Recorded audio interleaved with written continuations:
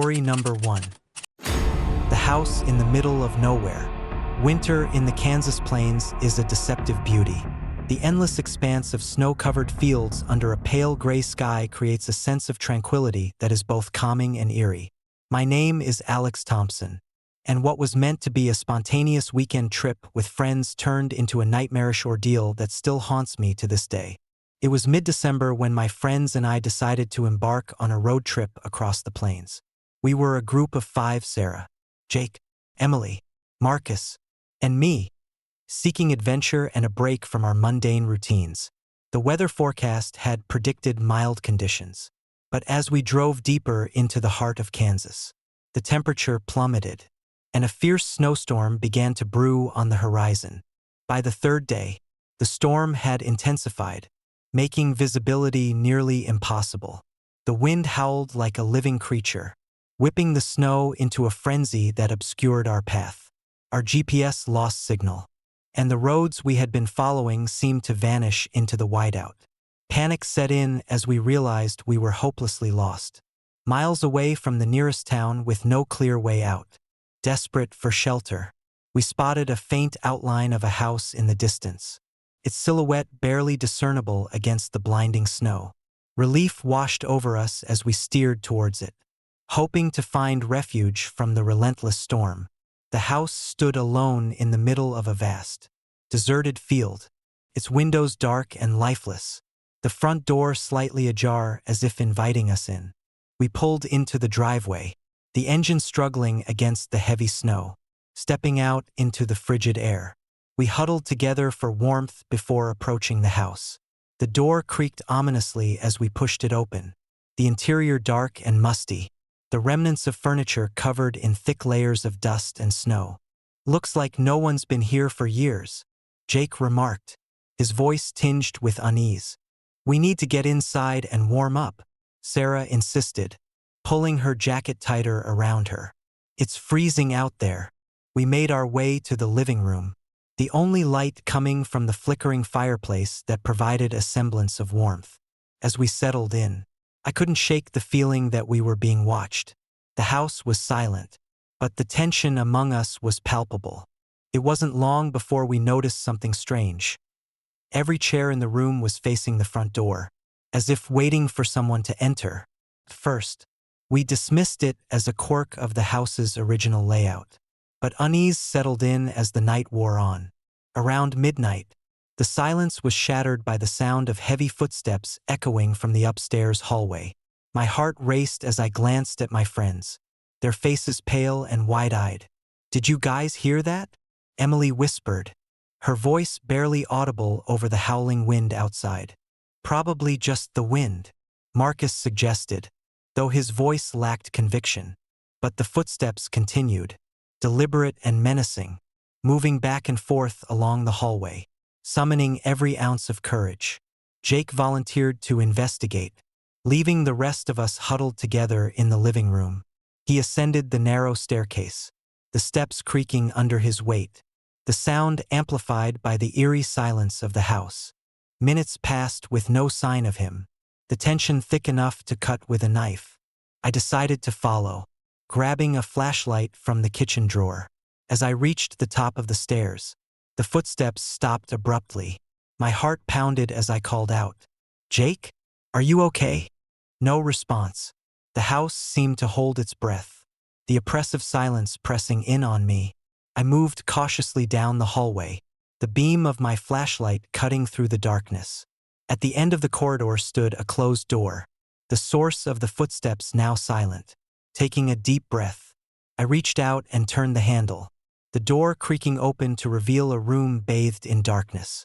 Stepping inside, I fumbled for the light switch, my hand trembling.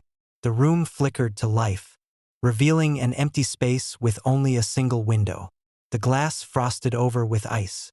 As I scanned the room, a sudden chill swept through me, and I felt a presence behind me, spinning around. The flashlight beam caught nothing, no one was there. Just as I was about to leave, the door slammed shut, the force of it sending me stumbling backward. My breath came in short, panicked gasps as I tried to open the door, but it was locked tight from the inside. The temperature in the room plummeted, my breath visible in the icy air. Desperation set in as I pounded on the door, shouting for help, but my cries were swallowed by the oppressive silence. Minutes felt like hours as I struggled to free myself, the sense of being trapped intensifying with each passing second. Then, amidst the darkness, I saw it. A pair of glowing red eyes staring directly at me from the corner of the room. My heart stopped, and fear paralyzed me as the eyes seemed to pierce through my very soul. A deep, guttural growl echoed through the room, reverberating off the walls like a warning. The eyes moved closer, their presence menacing and otherworldly. I backed away, my mind racing to make sense of the impossible sight. "What do you want?" I managed to choke out, my voice barely a whisper. The eyes remained fixed on me, their intensity unwavering. "Don't sleep," a voice echoed in my mind, the words both familiar and terrifying. The realization hit me like a freight train. I wasn't alone, and whatever was in the house wanted me to stay awake, to remember something long forgotten, summoning every ounce of strength. I tore myself away from the room, racing down the hallway to the living room where my friends huddled together. Fear etched on their faces. "We need to get out of here," I panted, grabbing Laura's hand. "Something's not right." But as we made our way towards the front door, we noticed that every chair in the room had rotated to face us, their seats empty yet somehow filled with an unseen presence. The air grew thick with an oppressive energy, and the shadows seemed to twist and dance around us, whispering our names in the dead of night. Suddenly, the door to the living room slammed shut, and the sound of footsteps echoed from the upstairs hallway once more. The red eyes seemed to follow us, their malevolent presence closing in on us from all sides. Panic erupted as we realized we were surrounded by an invisible force, the house itself coming alive with restless spirits bound by some ancient curse. In a desperate bid for survival, we gathered our belongings and made a break for the front door, the sound of ghostly whispers and unseen hands reaching out to pull us back. The snowstorm outside had subsided, but the house's sinister grip held us in place. Each step towards freedom met with increasing resistance from the unseen forces that haunted us. Just as hope began to fade, the first light of dawn broke through the storm clouds, casting a warm glow over the snow-covered landscape. The oppressive energy lifted, and the whispers faded into the morning air. With renewed determination, we managed to push past the invisible barriers, the front door swinging open to reveal the vast, empty expanse of the Kansas plains, breathing in the crisp morning air. We didn't look back. The memory of that night etched into our minds like a scar that would never fully heal. As we drove away, the house stood silent and abandoned, a haunting reminder of the night we faced restless spirits in the middle of nowhere. Later, we learned from locals that the house had a dark history. Years before our encounter, a family had perished in a tragic accident during a snowstorm, their spirits never finding peace. The rotating chairs, the locked doors, the red eyes, all remnants of the anguish and sorrow that bound them to the house. The experience left us forever changed, a testament to the thin veil between the living and the dead, and the enduring power of unresolved pain. Sometimes, when the winter winds howl just right and the snow blankets the world in silence, I catch a faint whisper carried by the breeze, a haunting reminder of the night we faced the ghosts in the house and survived the road that never truly ends. Story number 2. The Road That Never Ends. Winter in the Australian outback was an anomaly. The scorching summers were the norm. But this December, an unseasonal cold had settled over the vast, desolate landscapes. My name is Jake Matthews, a long-haul trucker accustomed to the solitary life on the open road. I prided myself on navigating the most remote highways, but nothing could have prepared me for the night I encountered the road that never ends. It was a typical Friday evening when I set out from Sydney, hauling a load of construction materials to a site deep within the Northern Territory. The GPS indicated an estimated 6-hour drive, But as the sun dipped below the horizon, the temperature plummeted, and the road stretched out before me like an endless ribbon of asphalt. The first few hours were uneventful. I listened to classic rock, the hum of the engine a comforting companion against the growing darkness. The road was nearly empty, save for the occasional dust devil swirling across the barren landscape. As midnight approached, an uneasy feeling settled in my gut. The wind had picked up, whipping the pages of my map as I tried to find solace in familiar routes. That's when I noticed it. A solitary sign standing stark against the snowy expanse. Welcome to Redstone. It was a small town I hadn't heard of before, marked on my map as a mere dot. Intrigued and relieved at the prospect of finding a rest stop, I decided to make a detour. Driving into Redstone was like stepping into another world. The town was ghostly silent, buildings covered in a thick layer of snow, their windows dark and lifeless. A single gas station stood at the center, its neon sign flickering intermittently. I parked my truck and stepped out into the biting cold, pulling my jacket tighter around me. The silence was oppressive, broken only by the distant howl of the wind. I approached the gas station, hoping to fill up and grab a hot meal. The door creaked open with a reluctant groan, revealing an empty interior. The cashier was nowhere to be seen, and the shelves were sparsely stocked. I grabbed a cup of coffee and sat down at a dusty table, the warmth a stark contrast to the freezing air outside. As I sipped my coffee, I couldn't shake the feeling that I was being watched. The shadows in the corners of the room seemed to dance and shift, playing tricks on my weary mind. Just as I was about to leave, the clock on the wall struck midnight, and a loud knock reverberated through the gas station. Heart pounding, I glanced towards the door. "Hello," I called out, my voice barely steady. No response. The knocking continued, more insistent this time, echoing through the empty building. Gathering my courage, I stood up and approached the door, flashlight in hand, peering outside. All I saw was the swirling snow and the lifeless streets of Redstone. The wind had intensified, making it difficult to see anything beyond a few feet. Confused and unnerved, I turned to leave, but something caught my eye. A trail of footprints leading away from the gas station and back onto the main road. They were fresh, despite the storm having been raging for hours. Curiosity overcame my fear. I decided to follow the footprints, hoping to find someone in need.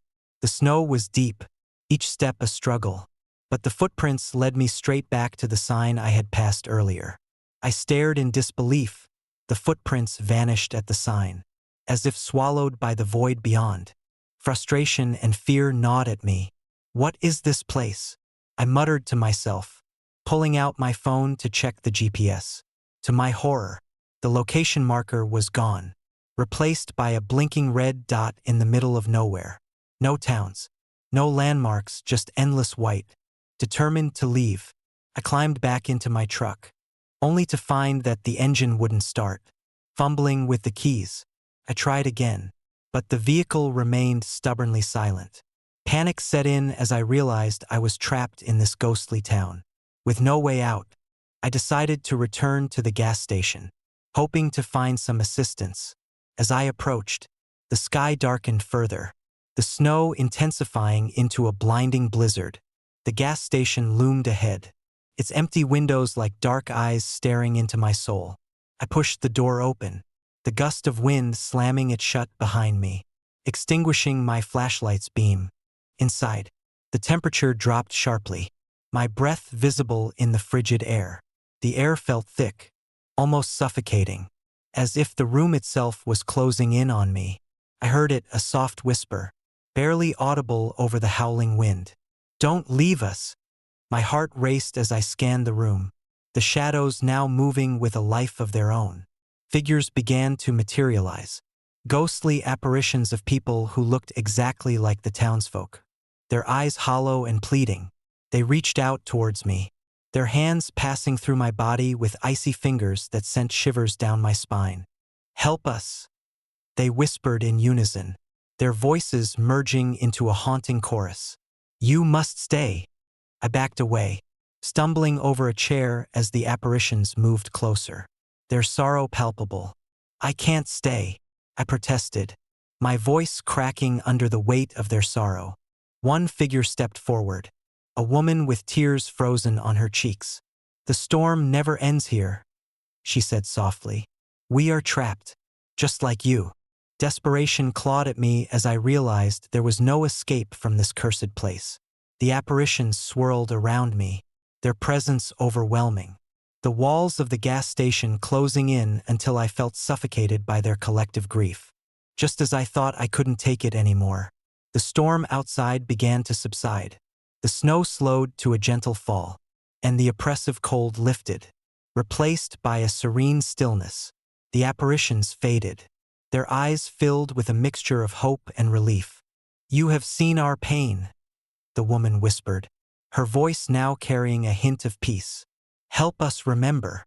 As dawn broke, the blizzard had passed completely, leaving the road clear and the town of Redstone eerily quiet.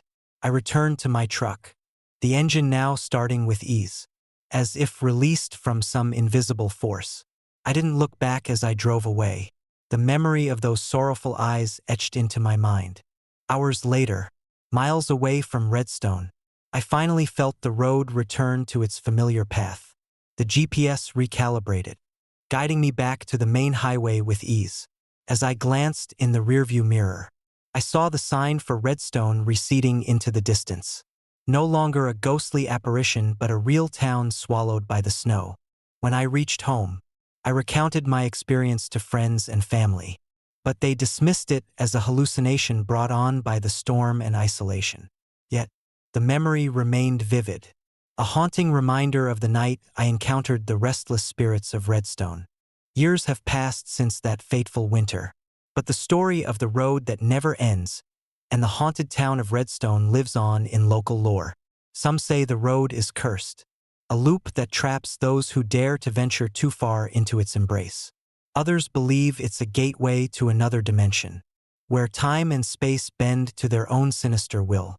I still drive those remote highways from time to time, the memory of Redstone never far from my thoughts. On quiet nights, when the wind howls just right and the snow blankets the world in silence, I swear I can hear those haunting whispers carried by the breeze.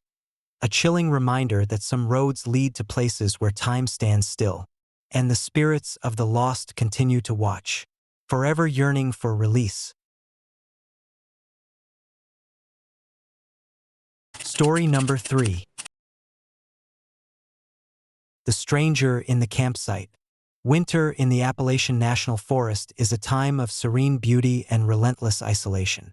The dense woods, blanketed in pristine snow, create a landscape that feels both timeless and unwelcoming.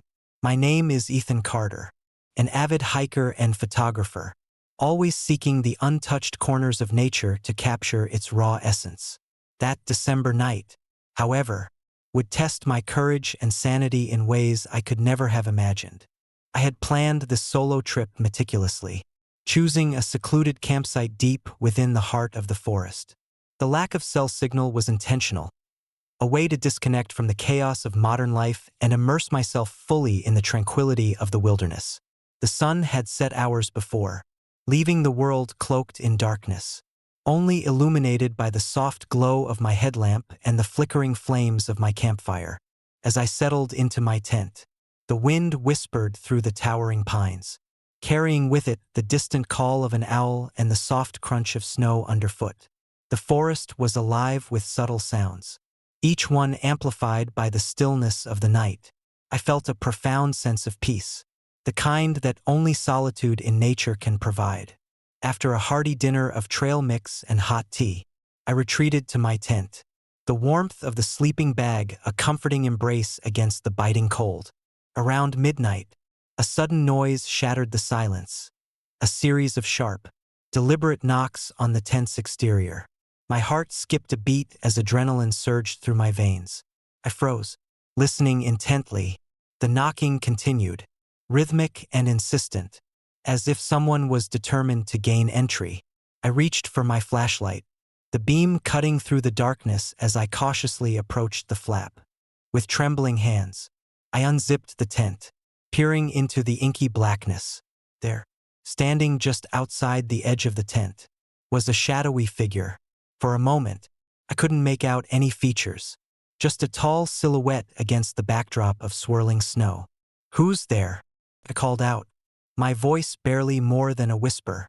The figure remained silent, his presence both eerie and unsettling. I took a step back, my mind racing with fear and uncertainty. "I don't know what you want," I said, my voice cracking under the strain of my fear. "Please, leave me alone." The knocking ceased abruptly, replaced by an oppressive silence that pressed in on me from all sides. I stood there, frozen, trying to make sense of what I had just witnessed. The forest seemed to hold its breath, the only movement the relentless fall of snowflakes around me. Gathering every ounce of courage, I decided to leave the tent, the sensation of being watched growing stronger with each step. I stepped outside, the cold air biting at my skin, my flashlight illuminating nothing but endless white. The figure was gone, leaving me alone in the vast expanse of the Appalachian winter. Confusion and fear battled within me as I trudged back to my tent, the memory of those red eyes lingering in my mind like a haunting echo. The next morning, the storm had passed, leaving the forest glistening under the weak winter sun.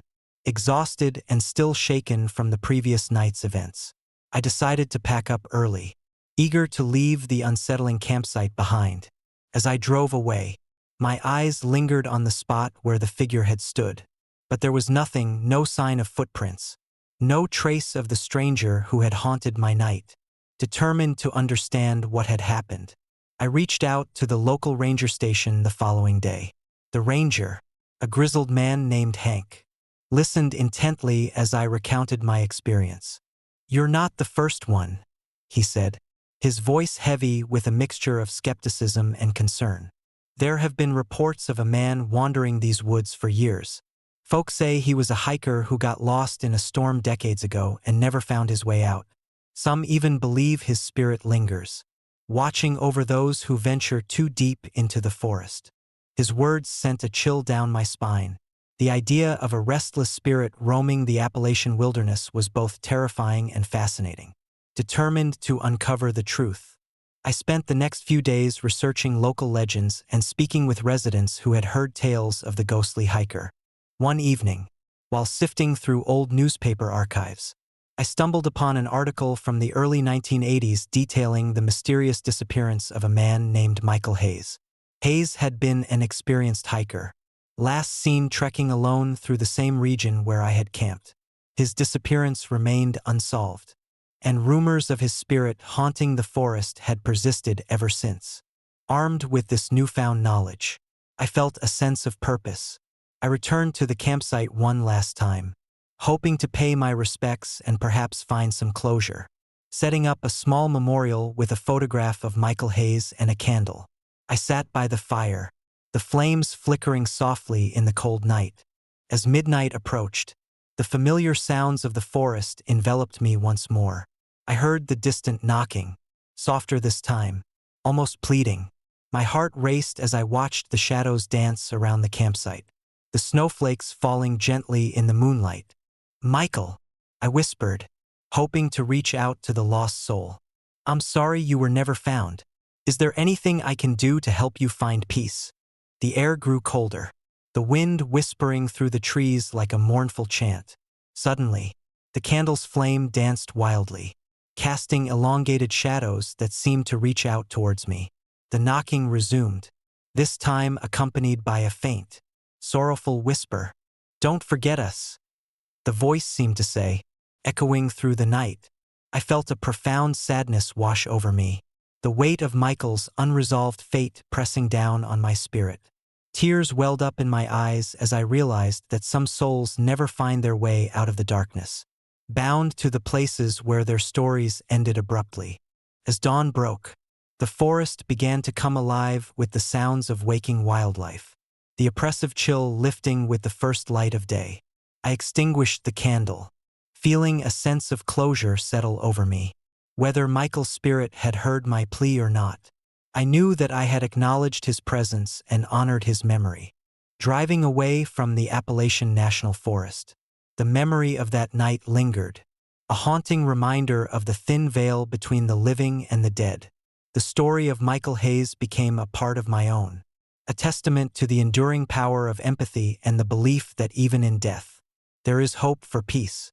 But sometimes, on the coldest nights of December, when the wind howls just right and the snow blankets the world in silence, I catch a faint echo of those red eyes watching me from the darkness. A chilling reminder of the night I encountered the stranger in the campsite and the restless spirit that continues to linger in the heart of the Appalachian wilderness. Story number 4. The Haunted Gas Station. Winter in Texas was an oddity, especially in the vast stretches of West Texas where the landscape seemed to stretch endlessly. A barren expanse of flat land interrupted only by the occasional rocky outcrop or coyote howling in the distance. My wife, Laura, and I were driving back from a family reunion in Amarillo, the road stretching out before us like a ribbon of asphalt cutting through the desolate beauty of the Texan winter. It was a cold December evening, the sky a deep indigo fading into black as the sun dipped below the horizon. We had been on the road for hours, the hum of the engine and the soft strains of our favorite songs providing a comforting backdrop to our quiet conversation. The temperature had dropped sharply, and the windshield wipers worked overtime against the persistent snowflakes swirling in the air. "Looks like we're running low on gas," I remarked, glancing at the fuel gauge that hovered dangerously close to empty. Laura sighed, a hint of frustration in her voice. "Great. I was hoping to get home before nightfall. But this storm is no joke." I nodded, feeling the weight of the situation settle over me. The nearest town was still miles away, and the snowstorm showed no signs of letting up. As we debated our options, a faint light appeared in the distance, a solitary beacon cutting through the whiteout conditions. "Look," Laura pointed, her eyes narrowing. "Over there. Maybe it's a gas station." Relief washed over us as we steered the truck towards the light, the outline of a small gas station slowly taking shape against the storm's fury. As we drew closer, the structure became clearer. A modest building with a single pump and a brightly lit sign that read, "Red Oak Fuel." It seemed like a welcome sight in the midst of the relentless storm.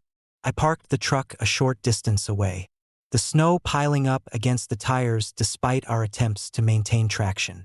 "Let's go inside," I suggested, motioning for Laura to follow. "We can top up the tank and maybe grab something warm." The cold bit at our faces as we approached the gas station, the wind whipping snow into our eyes. I reached for the door handle, feeling a sense of unease settle over me as I pushed it open. To our surprise, the interior was eerily empty. The pumps stood silent, their lights flickering intermittently, casting long, wavering shadows across the dimly lit space. "That's strange," Laura whispered, stepping inside. "There should be someone here." We exchanged puzzled glances, the absence of anyone else amplifying the sense of isolation. The heating system seemed to be working, the warmth inside a stark contrast to the frigid storm outside. I moved towards the pump, intending to refill the tank, but something made me hesitate. A faint sound, like distant footsteps, echoed through the empty station. "Did you hear that?" I asked, my voice barely above a whisper. Laura nodded, her eyes wide with fear. "Yeah, it sounded like someone walking." I glanced around, trying to locate the source of the noise, but the gas station appeared deserted. The silence returned, broken only by the soft hum of the pumps and the distant howling of the wind. Deciding it was just my imagination, I turned back to the pump and began to refill the tank, the clinking of coins the only sound breaking the tension. As I inserted the nozzle, the lights flickered more violently, casting the room into brief moments of darkness before returning with a harsh, artificial glow. The sound of footsteps returned, louder this time, closer, as if someone was moving just out of sight. "Maybe someone is just passing through," I tried to reassure Laura, though my voice lacked conviction. "I don't know what else it could be." She gave me a hesitant smile, but her unease mirrored my own. We continued our task in tense silence, the atmosphere heavy with unspoken fear. Just as I finished refueling, the lights went out completely, plunging the gas station into darkness. The storm outside raged on, the wind howling like a chorus of lost souls. "Don't move," cautioned, feeling my heart race. "Let me see if I can fix the fuse box." I fumbled for the flashlight in my glove compartment, the beam cutting through the darkness as I made my way to the small electrical panel near the back of the station. The sound of footsteps grew louder, echoing around me, making it difficult to pinpoint their origin. As I knelt to inspect the fuse box, the footsteps suddenly stopped, replaced by a low, guttural growl that resonated through the walls. I froze, the flashlight's beam trembling in my hand as I scanned the room for any sign of movement. That's when I saw it. A shadowy figure standing in the corner, barely visible against the dim light. "Who's there?" I demanded, my voice cracking with fear. The figure remained silent, his presence unnerving and malevolent. I felt a chill run down my spine as the temperature inside the station seemed to drop even further, the air growing thick with an oppressive energy. The flashlight flickered again, casting the figure into brief moments of complete darkness before returning with the same vague outline. "Laura," I called out, desperation creeping into my voice. "We need to go. Now." I scrambled to my feet, knocking over the fuse box as I did so. The power surged back to life, the lights flickering erratically as if struggling against an unseen force. The figure began to move towards me, its form becoming more defined with each passing second. I could see the hollow emptiness in its eyes, a reflection of untold sorrow and anger. "Leave this place," it whispered, the voice like the rustling of dead leaves. "You shouldn't have come here." Fear gripped me as I turned to Laura, who was now backing away, her face pale and eyes wide with terror. "We have to get out of here," I urged, pulling her towards the door. But as we reached for the handle, the door slammed shut with a force that sent us both stumbling back. The figure advanced, his presence suffocating, the air around us growing colder still. "Don't leave," it pleaded, its voice now tinged with a sorrow that belied its terrifying demeanor. "Stay and listen." I felt a strange compulsion, a pull towards the figure that was both terrifying and inexplicably mesmerizing. "What do you want?" I managed to ask, my voice barely audible over the storm's rage. The figure raised a hand, pointing towards a dusty, old photograph hanging on the wall. "Remember us?" it whispered. "We never got to go home." I glanced at the photograph, noticing the image of a family standing proudly in front of the very gas station we had just entered. The date on the back read 1990, a decade before our encounter. My mind raced, piecing together the fragments of the story. "The station, it burned down," I muttered, recalling the rumors Laura had heard from locals about the tragic fire that had claimed the lives of the original owners and several customers. "Why are you here?" The figure's eyes glowed brighter, the sorrow in them deepening. "We were trapped, unable to escape the flames, our souls bound to this place." Tears welled up in my eyes as I realized the depth of their pain. "I'm so sorry," I whispered, feeling an overwhelming urge to help them find peace. "How can I help you?" The figure began to fade, its form dissolving into the shadows once more. "Remember our story. Tell our tale. Set us free." As the last of the figure disappeared, the door swung open on its own, the storm outside still raging but now seeming to calm as if granting us permission to leave. I grabbed Laura's hand, pulling her towards the exit with urgency. We fled the gas station, the snowstorm now a gentle whisper behind us, leaving us breathless and shaken in the cold night air. As we drove away, the image of the sorrowful figure lingered in my mind, a haunting reminder of the lives lost to tragedy and the restless spirits that sought closure. Back in the warmth of our truck, we sat in silence, the gravity of our encounter sinking in. The GPS had led us to a location that no longer existed, a phantom gas station that had been long abandoned. The signs were clear: We had stumbled upon the lingering spirits of those who had perished in the fire, their sorrow echoing through the ages. In the days that followed, we shared our story with friends and family, the haunted gas station becoming a local legend among those who frequented the lonely highways of Texas. We vowed to honor their memory, ensuring that their story was never forgotten, a beacon of empathy and remembrance in the face of untold tragedy.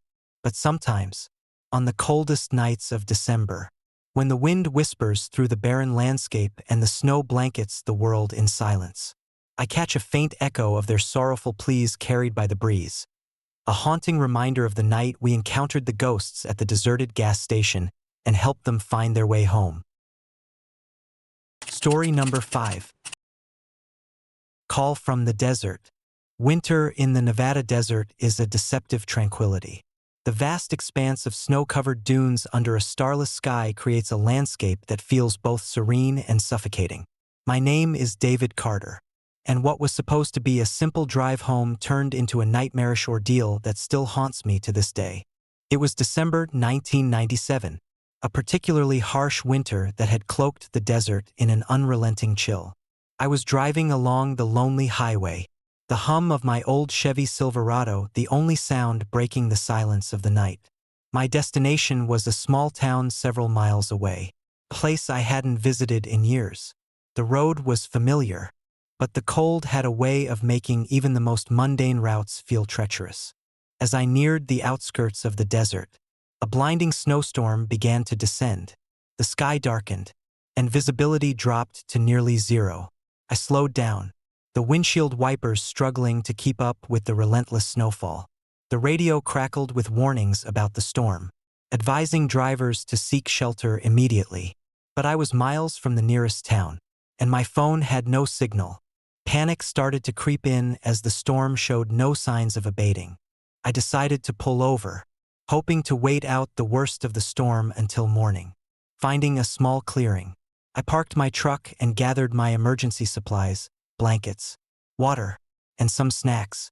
As I settled into the passenger seat, the temperature inside the cabin plummeted, my breath visible in the frigid air. I wrapped myself in a blanket, trying to conserve heat, and attempted to distract myself by staring out into the swirling snow. That's when I heard it, a faint, unmistakable whisper calling my name. At first, I thought it was the wind, playing tricks on my weary mind. But the whisper grew louder, more distinct, echoing through the cabin with an eerie persistence. David, David. My heart raced as I glanced around. Convinced someone was trying to reach me, I called out, "Who's there?" My voice was barely audible over the storm, but there was no response, only the haunting repetition of my name carried by the howling wind. I mustered the courage to step outside, the cold biting at my skin as I opened the door. The snowstorm raged around me, the world reduced to a swirling vortex of white and darkness. I scanned the desolate landscape, searching for any sign of movement, but there was nothing, no footprints, no figures, just the endless expanse of snow. Confusion and fear gnawed at me. Maybe someone lost and stumbled upon me, I thought, though the odds seemed slim. Determined to find answers, I grabbed my flashlight and began to follow the sound, hoping to locate the source of the mysterious calls. The light from the beam cut through the storm, revealing nothing but the indistinct shapes of dunes and shadows dancing in the blizzard. Hours passed as I wandered aimlessly, the whispers growing more desperate with each step. "David, help me," they pleaded, echoing through the night like the cries of lost souls. My mind raced with possibilities, stranded travelers, wild animals, or something far more sinister lurking in the depths of the desert. Exhausted and on the verge of hallucination, I decided to return to my truck, convinced I was chasing shadows in the storm. As I turned back, the whispers intensified, the voices overlapping in a cacophony of sorrow and fear. My legs felt like lead, each step a monumental effort against the paralyzing cold and growing dread. When I finally reached the truck, I collapsed into the seat, the blanket now barely offering any warmth against the biting wind. My mind struggled to process what I had experienced, the line between reality and nightmare blurring into nothingness. Just as I began to drift into a restless sleep, hoping to escape the torment of the storm, I was jolted awake by a sudden, sharp sound, the unmistakable noise of footsteps approaching. Frozen in terror, I watched as two shadowy figures emerged from the swirling snow, their forms barely visible in the blinding white. They moved with an unnatural grace, their eyes glowing with an otherworldly light that pierced through the darkness. As they drew closer, I could feel their malevolent presence, an oppressive force that seemed to drain the very warmth from the air. "David," one of them whispered, their voices a haunting blend of sorrow and anger. "Don't sleep. Stay awake." Panic surged through me as I realized these were no ordinary beings. Something supernatural was at play. I tried to start the engine, my hands trembling uncontrollably, but the keys wouldn't turn. The figures advanced, their eyes never leaving mine, their intentions clear in the chilling silence that enveloped us. In a desperate bid for survival, I grabbed my phone, hoping to call for help, but it was dead, no signal, no lifeline to the outside world. The realization hit me hard. I was utterly alone, trapped in the heart of a storm with entities that defied explanation. The figures stopped just inches from the windshield, their faces obscured by the darkness. The air grew colder still, my breath visible in the icy grip that surrounded me. "You must help us," the other figure whispered, their voice now tinged with a desperate plea. "We are lost, trapped in the storm." Tears welled up in my eyes as I struggled to comprehend their words. "What do you want from me?" I managed to choke out, my voice barely a whisper. Their forms began to shimmer, the edges blurring as if they were fading into the night. "Remember us? Tell our story. Free us from the storm." Their voices echoed, a haunting refrain that reverberated through my very soul. As abruptly as they had appeared, the figures dissolved into the snowstorm, leaving me alone once more. The whispers faded, replaced by the relentless howl of the wind and the eerie silence of the deserted desert. I sat there, numb and broken, the weight of their plea pressing down on me with an unbearable force. Morning eventually broke, the storm having passed, leaving behind a world transformed by the night's terror. I sat in my truck, shivering and drained, the memory of those red eyes and desperate whispers etched into my mind. The sand handprints on the windshield were the only tangible evidence of the night's horrors, a haunting reminder of the entities that had reached out to me from the depths of the desert. When rescue finally arrived, they found me huddled in the truck, my eyes vacant and my spirit shattered. I recounted my experience, but the rescuers were skeptical, chalking it up to the extreme conditions and the isolation of the desert. Yet, I knew the truth. Something beyond the natural world had touched me that night, leaving an indelible mark on my very being. Years have passed since that fateful night, but the memory remains vivid, a constant reminder of the thin veil that separates our reality from the unknown. Sometimes, when the wind howls just right and the desert is blanketed in silence, I swear I can still hear their whispers carried by the breeze. A haunting echo of the night, I listened to the calls from the desert and felt the lingering presence of lost souls yearning for peace.